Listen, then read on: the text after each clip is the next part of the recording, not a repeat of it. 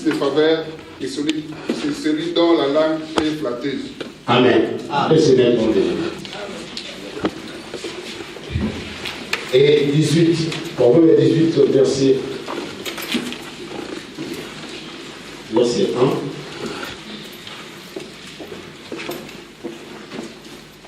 Celui qui se tient à l'écart cherche ce qui lui plaît. Il s'irrite contre tout ce qui est sage. Amen. La parole du Seigneur. Amen. Ça, c'est juste mon introduction par rapport au message que Dieu a fait monter dans mon cœur que je vais vous enseigner cet après-midi. Celui qui répand les autres, n'est-ce pas? Nous l'avons dit, non? Celui qui répand les autres trouve ensuite plus de faveur que celui dont la langue est flatteuse. Mais bien aimés dans le Seigneur, nous sommes arrivés au moment où beaucoup de gens sont devenus les ennemis des autres juste à cause de la vérité. Beaucoup de gens sont rejetés, voire même des hommes de Dieu ont changé le message. Parce qu'ils n'ont pas cette force de les déclarer dans l'assemblée. Parce que derrière ce message, il y a un retour de rejet. C'est le message que les autres n'acceptent pas, que l'Église actuelle n'accepte pas ce genre de message. C'est un message que l'Église d'aujourd'hui accepte, c'est juste le message. Soyez bénis, soyez élevés, soyez guéris. Et c'est ça le message. Mais bien aimé, oui. Jésus-Christ, c'est notre salut. Le mot salut, c'est dans plusieurs domaines et le mot salut a plusieurs définitions. Quand tu abandonnes le péché, c'est aussi un salut. C'est-à-dire que tu le délivres de d'autres attentes. Celui qui reprend les autres trouve ensuite plus de faveur. Je l'ai toujours dit, quand vous marchez ensemble avec un ami ou une amie, ou un frère ou une sœur,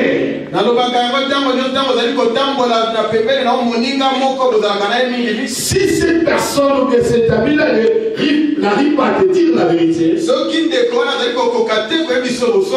des choses qui sont fondées à la lumière de la parole, cette personne ne t'aime pas. Mais au jour d'aujourd'hui, nous avons plus besoin de flatteurs. Parce qu'il y a un adage qui dit que le flatteur dépend de celui qui l'écoute.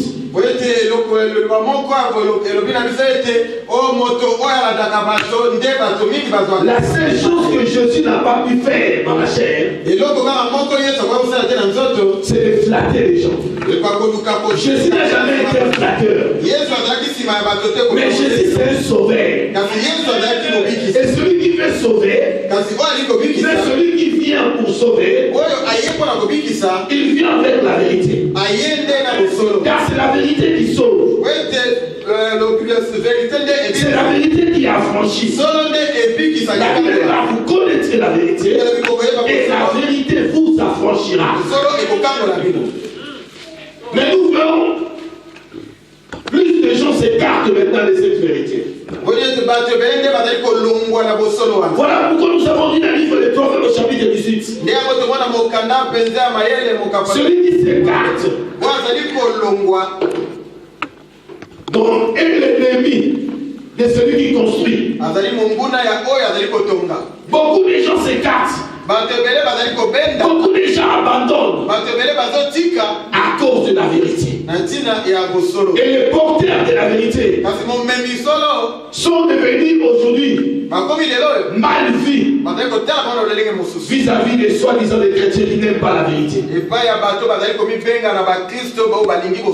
Tu peux bon prêcher, mais ne touche pas mon cas. Ne touche pas mon péché chéri. Ne touche pas ce que moi j'aime.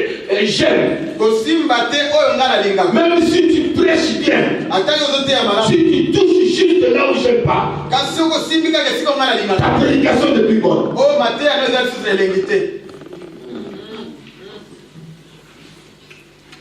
Mais je veux parler Ça c'était juste l'introduction. Parce que moi je ne veux pas te flatter. Mais je veux plutôt te prêcher. Je ne veux pas te flatter. Parce que si je te flatte, toi et moi nous serons en enfer. Et moi je serai jugé sévèrement.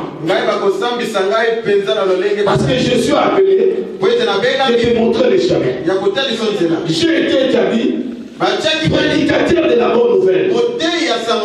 La bonne nouvelle, Jésus-Christ est ressuscité. La bonne nouvelle, répands-toi. Amen. Je vais vous prêcher cet après-midi sur le don et la paix de Dieu. Le don et la paix de Dieu est irrévocable. Le don et la paix de Dieu est irrévocable. Je vais te dire, tu n'es pas le fruit d'hasard. Quand Jésus-Christ t'a sauvé, sache bien que tu as quelque chose que Jésus-Christ a mis en toi. Nous tous, nous avons quelque chose de Dieu. Dis à ton voisin, tu as la chose de Dieu. Et personne ne peut fuir. Personne ne peut s'éloigner de Dieu. Il y a des gens qui se croient fuir Dieu. Dieu n'est pas simplement dans ces 4 lignes. Mais Dieu est en toi. Non, il est en toi. Donc c'est-à-dire, même si tu ne viens pas à l'église, il est avec toi. Je l'avais dit le jeudi. Quand Dieu avait demandé à Adam, où es-tu? Cela ne veut pas dire que Dieu ne voyait pas Adam, non. Quand Dieu demandait à Adam, où es-tu? C'est-à-dire, où es-tu par rapport à ta position? La position que je t'avais mis. Où es-tu? Donc c'est-à-dire que tu ne vis. Donc c'était pour la première fois. La Bible dit que de temps en temps Dieu venait jour et nuit parler avec Adam et Ève. Et la prédication de cet après-midi, Dieu te demande où es-tu? Où es-tu par rapport au don qu'il a mis en toi? Où es-tu par rapport à ton appel? Où es-tu? Tu es où? Tu me diras que tu es à l'église. Où es-tu par rapport à ta positionnement spirituel? Là où Dieu t'a mis, tu es où dans cette position? Dieu ne répand pas de ses dons. Que personne puisse te faire éloigner de ton Dieu. La chose de Dieu, on ne le mérite pas. Mais c'est Dieu qui te le donne. Et quand Dieu donne un don à une personne, c'est pour l'utilité commune. Nous tous nous avons quelque chose à donner. Nous tous nous avons quelque chose à faire. Tu n'es pas n'importe qui. Même si tu ne prêches pas comme moi, mais tu mérites le respect de la maison de Dieu. Tu mérites d'être considéré. Comme tu avais demandé à Noé de prendre toutes les espèces, mâles et femelles. On n'a pas écarté le fourmi. On n'a pas écarté en disant que non, cette bête-là n'a pas de valeur. Dieu a dit à Noé, tu prendras toutes les espèces mâles et femelles. Même si tu es au chômage, tu as de la valeur là où tu es. Même si tu es sans papier, tu as de la valeur. Même si tu es célibataire, tu as de la valeur. Même si tu es sans logement, tu as de la valeur. Même si tu n'as pas de diplôme, tu as de la valeur. Pas à cause de moi qui te prêche, mais à celui qui t'accorde encore la grâce d'être parmi les vivants. La parole du Seigneur. Ne te néglige pas. Personne n'a la puissance de tout ce que Dieu a mis en toi. Les équipes n'administrent pas. On ne sert pas Dieu parce qu'on est riche. On ne sert pas Dieu parce que tout est bon. L'apôtre Paul dit, dans les occasions favorables ou pas, je suis appelé de prêcher l'évangile. Dieu ne va choisir les occasions. Je veux servir Dieu quand je veux me marier. Je veux servir Dieu quand j'aurai mon travail.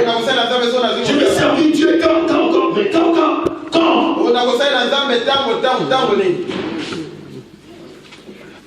Moi et maman passé, nous avons servi Dieu avec les enfants qui étaient encore trop petits. On avait été à l'église comme ça, on montait la remise. J'allais évangéliser, j'étais encore jeune.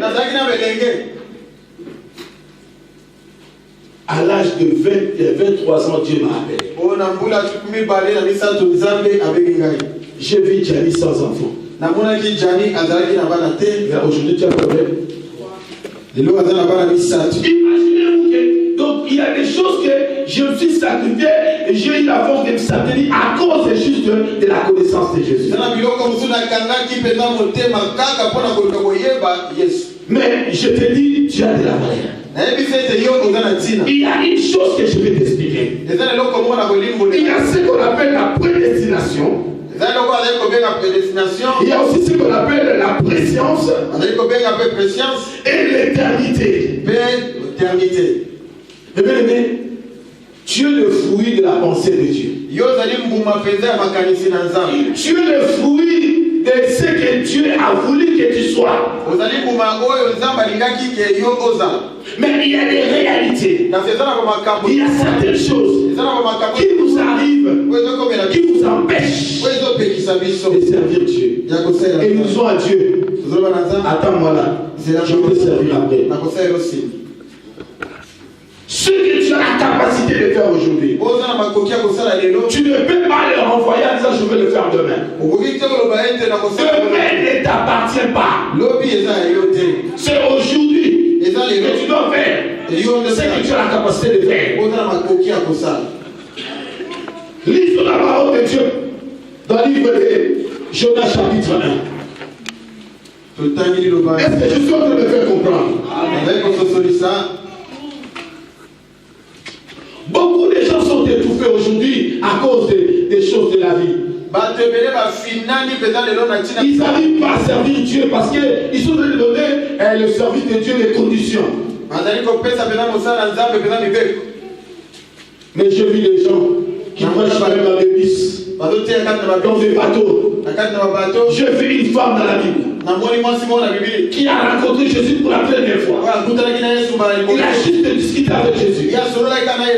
Et elle demandait où devons-nous aller adorer. Quand Jésus lui a expliqué la chose étonnante, Jésus lui a dit, les saluts viennent de Dieu. Vous adorez celui que vous ne connaissez pas. Mais l'heure est venue que les vrais adorateurs adoreront le Père en vérité et l'Esprit. Ce n'est ni à la montagne, ni à Jérusalem. Et puis elle a demandé à Jésus, on nous a appris que le Messie viendra. Celui qui dira toutes choses. Jésus a répondu à la femme, je le suis moi qui te parle. Dès qu'elle a compris que c'était lui la personne, elle a dit non, je ne peux pas garder cette bonne nouvelle. Elle a laissé sa riche. Elle n'a pas regardé sa vie passée. Elle n'a pas donné une condition que je veux prêcher Jésus le jour où je serai totalement délivré. Je veux prêcher Jésus le jour où j'aurai le baptême. Elle a laissé sa riche. Elle est allée annoncer la bonne nouvelle. La bonne nouvelle n'est pas conditionnée par rapport au matériel. Celui qui a la connaissance, celui qui sait qui est Jésus, il doit partir, elle doit partir juste avec ces témoignages-là. Elle est allée juste témoigner. Qu'est-ce qu'elle a dit? Elle n'a pas parlé des dons spirituels. Elle a dit simplement, j'ai rencontré un homme qui m'a tout dit. Je pense que c'est lui le Messie. Comme tout le monde cherchait le Messie. Et la Bible dit toute la ville est venue vers Jésus. Oui, allez ici dire simplement que tu as rencontré Jésus. Jésus veut dire Yoshua. Yoshua veut dire sauveur. Tout le monde cherche un sauveur. Dans tous les domaines de nos vies, nous avons besoin d'être sauvés. Et Jésus est la seule personne qui a défié le monde, qui a déclaré cette parole, que je cite: vous tous qui êtes chargés fatigués, venez à moi, je vous donnerai du repos. Et il a ajouté: je suis le chemin, je suis la vie et la vérité. Oui, qui cherche le chemin c'est Jésus. Qui cherche la vérité c'est Jésus.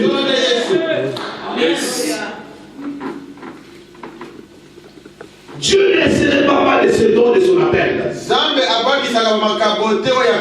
le diable qui veut faire de sorte que les dons que tu as puissent être étouffés. Jonas chapitre 1. Nous allons voir dans la Bible l'histoire des hommes comme vous et moi. Jonas chapitre 1, verset 1 à 11, on y va.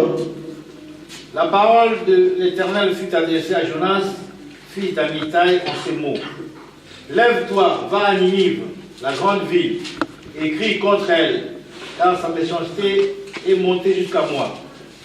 Et Jonas se leva pour s'enfuir à Tarsis, loin de la face de l'Éternel. Il descendit à Japhou, et il trouva un navire qui allait à Tarsis. Il paya le prix du transport et s'embarqua pour aller avec les passagers à Tarsis, loin de la face de l'Éternel. Mais l'Éternel fit souffler sur la mer un vent impétueux, et il se leva sur la mer une grande tempête. Le navire menaçait de faire naufrage. Les mariniers eurent peur. Ils implorèrent chacun leur Dieu, et ils jetèrent dans la mer les objets qui étaient sur le navire, afin de le rendre plus léger. Jonas descendit au fond du navire, se coucha et s'endormit profondément. Le pilote s'approcha de lui et lui dit: pourquoi dors-tu? Lève-toi, invoque ton Dieu. Peut-être voudra-t-il penser à nous, et nous ne paierons pas. Et ils se rendirent l'un à l'autre. Venez et tirons au sort, pour savoir qui nous attire ce malheur. Ils tirèrent au sort, et le sort tomba sur Jonas. Alors ils lui dirent: dis-nous, qui nous attire ce malheur? Quelles sont tes affaires? Et d'où viens-tu? Quel est ton pays? Et de quel peuple es-tu? Il leur répondit: je suis hébreu, et je crains l'Éternel, le Dieu des cieux, qui a fait la mer et la terre. Ces hommes eurent une grande fureur, et ils lui dirent: pourquoi as-tu fait cela? Car ces hommes savaient qu'ils fouillaient loin de la face de l'Éternel, parce qu'il leur avait déclaré. Il lui dit: que ferons-nous? Que te ferons-nous pour que la mer se calme vers nous? Car la mer était de plus en plus orageuse. Il leur répondit: prenez-moi et jetez-moi dans la mer, et la mer se calmera envers vous. Car je sais que c'est moi qui attire sur vous cette grande tempête. Ces hommes ramaient pour gagner la terre, mais ils ne le purent, parce que la mer s'agitait toujours plus contre eux. Alors ils invoquèrent l'Éternel et dirent: ô Éternel, ne nous fais pas périr à cause de la vie de cet homme, et ne nous charge pas du sang innocent, car l'Éternel, tu fais ce que tu veux.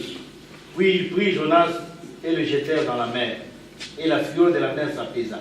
Amen. La parole du Seigneur. Écoutez-moi, mes bien-aimés. Nous parlons sur les dons et la paix de Dieu qui est irrévocable.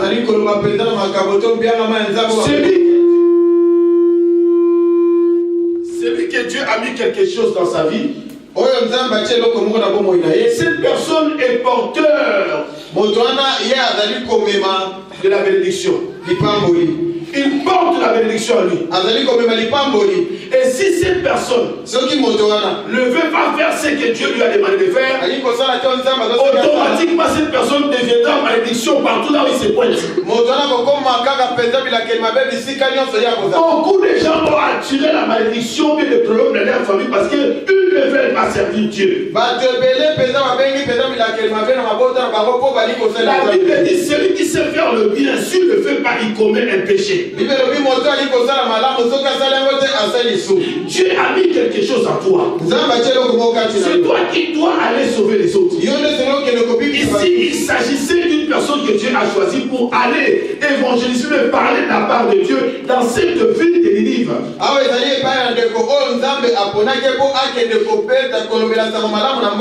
Le vouloir de Dieu est que tous soyons sauvés. Que nous parvenions à la connaissance de la vérité.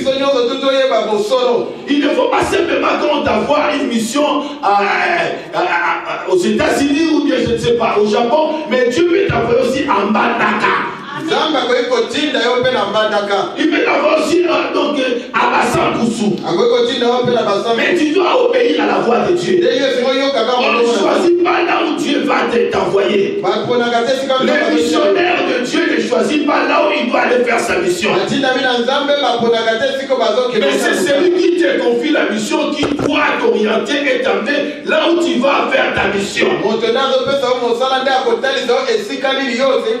ne choisit pas l'église que Dieu va te donner. Comme je vous ai dit, si c'était que le choix et que Noé pouvait choisir les animaux ou bien les bêtes que lui les bêtes qu'il aimait ou bien qui lui plaisait. Mais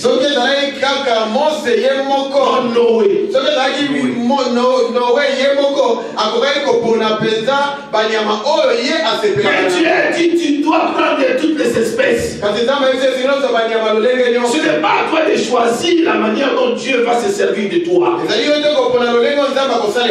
Même ici, ces gens-là, ils ont des cœurs rocaillés ou bien des cœurs durs. La Bible déclare le Dieu que nous servons est capable de rendre le cœur de pierre à cœur de chair.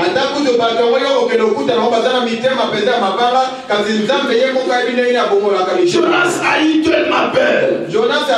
Qui est cette ville que c'est crédible. Et cette ville là où trouve que le péché. Mais Dieu savait qu'avec Jonas, il devait faire des grandes choses. Et la personne choisie, c'était Jonas. Mais Jonas a refusé. Il a choisi une navire qui allait à Tarsis. Donc Tarsis, là où les gens faisaient des commerces. Et lui, il a choisi d'aller là-bas pour faire le commerce avec ces gens-là.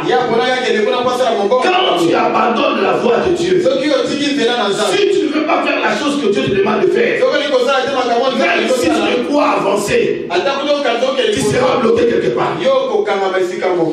Parce que dans ta vie, la seule chose qui doit primer, tu dois le savoir, ce n'est pas ta volonté, mais c'est la volonté de Dieu. Et pas la volonté permissive, mais la volonté parfaite. Quand on avait montré à Jésus ce qu'il devait endurer, la souffrance et la persécution, ce qu'il devait subir pour accomplir la grande prophétie. La Bible dit, quand Jésus a vu cela, Jésus a dit ceci: Père, si c'est possible, éloigne cette coupe de moi. Parce qu'il a regardé, Dieu l'a fait montrer la souffrance qu'il devait subir. Il a dit: non, Père, si c'est possible, éloigne cette coupe de moi. Mais ce que j'ai aimé, Jésus est réellement Dieu. Il a dit ceci: que ça ne soit pas ma volonté, mais que ta volonté soit faite. Tu ne peux pas choisir des questions de ces brèves à l'école. Tu ne peux pas choisir des questions dans les épreuves dans l'école. Mais c'est le professeur qui donne les questions. Et si tu réponds exactement, mais parce que tu as la connaissance, tu sauras. Aujourd'hui, il y a les épreuves et les interrogations et les examens. Comme je viens d'étudier, comme je viens de réviser, je serai capable de répondre. Celui qui a la connaissance de Dieu, il est comme David. Même si Goliath se lève, il dira ceci: qui es-tu? Qui es-tu? Qui es-tu? Pourquoi tu incites la main de l'Éternel? Même ici, les jeunes, il va se référer de ce que Dieu a fait dans le passé. Écoute, je te dis une chose: nous ne cherchons pas la victoire, mais nous combattons de la victoire. Et si Dieu t'appelle, n'aie pas peur. Jésus a tout vaincu. Il a tout accompli. Ce combat est différé. Jonas a eu peur. Mais Dieu a choisi Jonas. Tu as la peur. Mais tu es le choix de Dieu. Et si tu ne fais pas, tu commets le péché. Si tu ne fais pas, tu seras bloqué. Et Jonas croyait aller à Tarsis. Mais Dieu l'a bloqué. Il est devenu une malédiction. Il est devenu une personne qu'on appelle, cette personne a de la poisse. Il y a des gens quand tu marches avec lui. Si cet homme-là, si cette femme-là, c'est une servante de Dieu, un serviteur de Dieu, tu dois pousser à la personne de retourner à l'église. Ne reste pas avec un frère qui ne prie pas chez toi. Et quand tu partages avec lui, tu sais qu'il a la chose de Dieu. Si tu laisses ce frère dans ta maison, laisse-moi te dire, ce frère sera comme Akan. Malgré la colonne de feu, malgré la colonne de nuée, mais la Bible regarde, Israël a perdu une bataille avec une petite fille qui s'appelle Haï. Parce que Adam avait touché à quelque chose qui était interdit. Il y a des gens qui ont abandonné l'œuvre de Dieu. Mais ces gens-là, ils ont la chose de Dieu. Ils sont devenus les opposants. Dans l'évangile de Jésus, notre opposant, c'est le diable. Notre combat, ce n'est pas avec des hommes. C'est avec le diable, notre ennemi. Mais il y a certaines personnes qui se croient combattre les gens. Or, ils combattent Jésus sans le savoir. L'apôtre Paul qui était seul, il avait une mission de gagner beaucoup de âmes. Mais à l'ignorance, il combattait l'église de Dieu. Mais il avait les dons de Dieu. Il combattait l'église de Dieu. Mais il avait les dons de Dieu en lui. Comme c'est la volonté parfaite de Dieu qui devait primer dans sa vie, il allait pour persécuter. Il a participé dans l'assassinat d'Étienne. Mais l'amour de Dieu était toujours à Paul qui était seul. Sur le chemin de Damas, Dieu l'a rencontré. Il a demandé à Paul qui était seul. Saul, pourquoi me persécutes-tu? Lui qui croyait faire de bien, mais il était dans l'ignorance. Mais comme Dieu l'avait choisi depuis le ventre de sa maman, Dieu devait récupérer cette personne. Toi aussi, comme tu es là, tu es le choix de Dieu depuis le ventre de ta mère. Le diable a voulu étouffer ce qui est en toi. Dieu est devenu opposant de l'évangile. Mais cet après-midi, c'est la mission de Dieu qui va s'accomplir. La chose que tu as, tu dois le mettre au service de Dieu. Il y a beaucoup de gens qui m'aident. Mais c'est toi qui es le canal. L'instrument que Dieu a choisi pour que les âmes soient sauvées. Arrête avec ce que tu fais là. Allez dire que Jésus est vivant. Allez annoncer la bonne nouvelle. Prêche la bonne nouvelle. Annonce la bonne nouvelle. Les selfies là que tu fais, tu peux mettre des selfies pour Jésus. Nous avons plusieurs moyens avec la technologie nouvelle d'évangéliser sans pour autant se tenir devant l'assemblée pour prêcher. Il y a plusieurs moyens, mais tu ne le fais pas. Amen. Nous sommes venus au temps, non, parce que la main a dit, non, tu es un selfie là. Oh, tu peux prêcher aussi avec ton selfie. J'ai vu même des messages bizarres. Tu n'as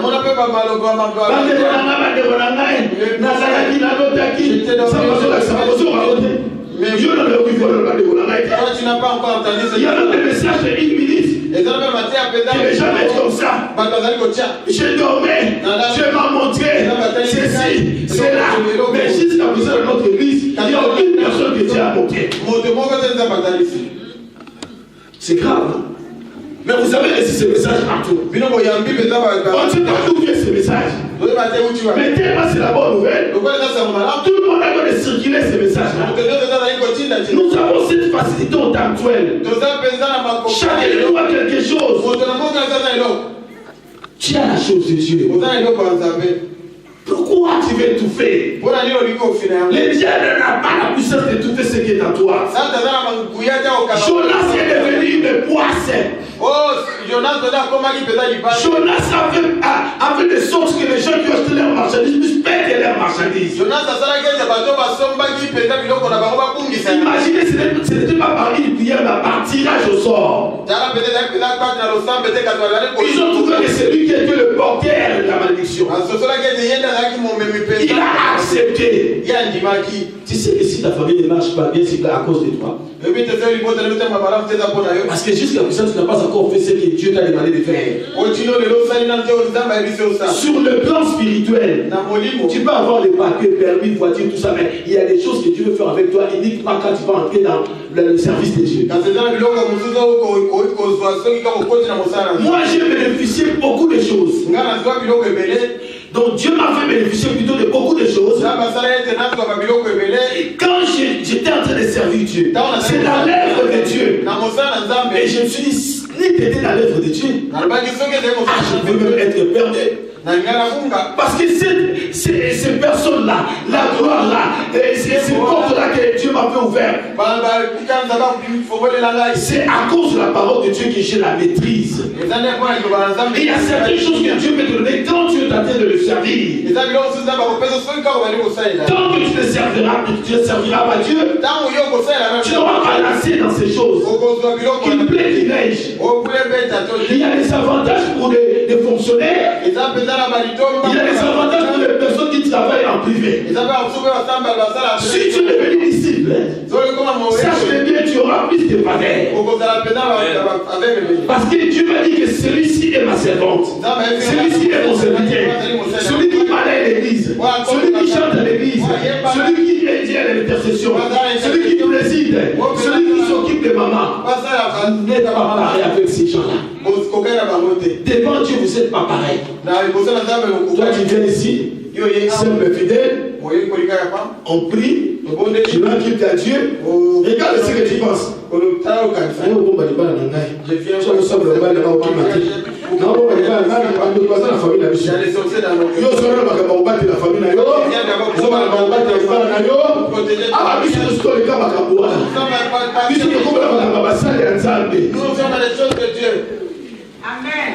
c'est Dieu qui s'occupe de vos familles. Tellement bien connaissant ces choses. Il servait Dieu. On l'avait arrêté. Au lieu qu'il puisse prier en prison, il dormait calmement. Parce qu'il avait une prophétie. Il devait continuer la mission. Et parmi ces prophéties, il y avait des prophéties qui n'étaient pas encore accomplies. Paul en prison. Il a commencé à louer Dieu, à chanter. Parce qu'il a compris qu'il est au service de Dieu. Et laisse-moi te dire, fais manger Jésus-Christ. On peut tomber malade.